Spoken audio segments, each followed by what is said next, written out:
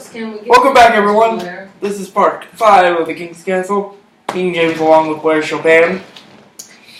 And right now it's time to switch gears because, as you know, we sit less than an hour away from the start of 2017. So, Blair, I've got a personal question for you. Yes.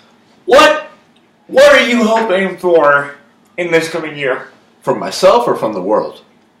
Both. The world, I hope it doesn't explode. I hope our president-elect doesn't send a tweet that pisses off some country and then they bomb us.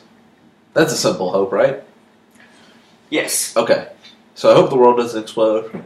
For myself, happiness, fitness, good career things, all that kind of stuff. I won't get too specific. Any personal resolutions?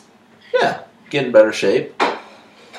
Finish my degree I'm currently working on and get a good job with that. And be travel a bit more, and then everyone will be happy. What about you, sir? Well, I want to say this. Even though this has been a very good year for me personally, One of your best. I do think that this year, as far as the general public is concerned, has been one of controversy and turmoil. I would agree with that. Specifically because of all those A lot of deaths. acts that took place over the summer. Oh, yeah. And I would hope that by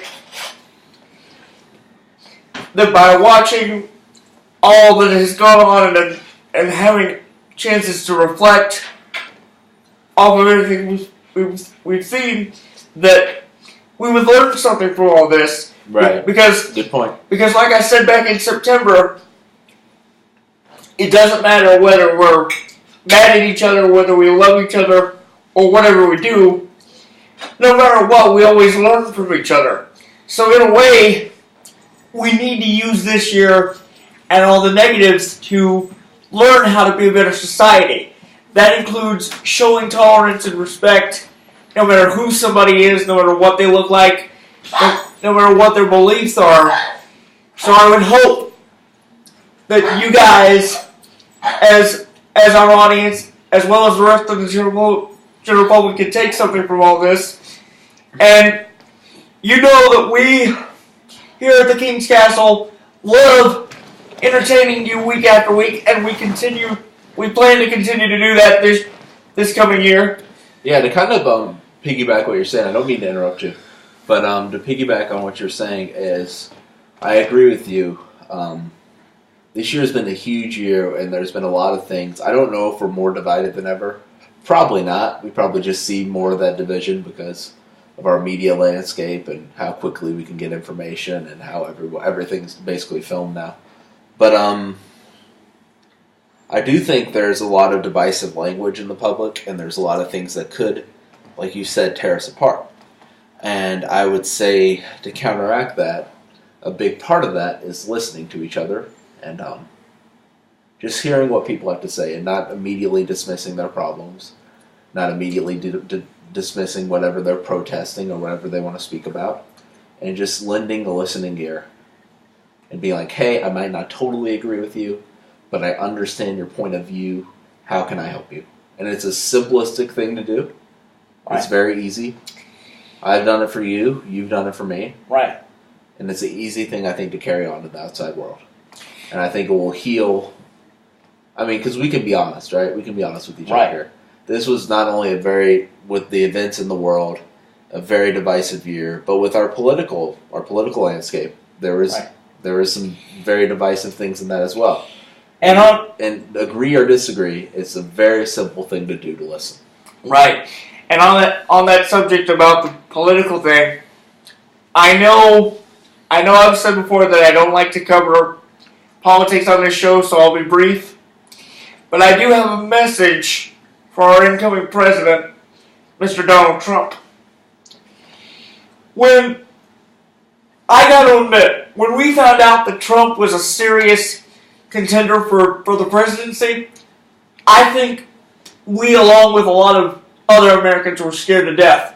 because we didn't know what that meant for us. We didn't know what the future was going to hold.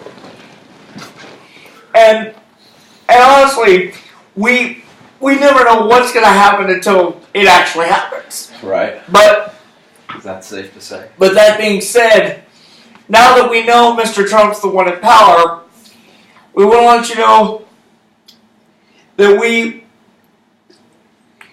that everyone in America elected you because Not everyone. we're willing to give you a chance. But you need to be aware that running a country is a lot more difficult than running a business, because there's a lot more responsibility, and not everybody's going to agree with everything you say. That's an important point. But that being said, we certainly wish you the best of luck. Well, I will say this: that Donald Trump sent out a tweet today, and I think it gets out to your point, because he said "Happy New Year" to everyone, even the people who hate me, and they're a bunch of losers and everything, and they want me.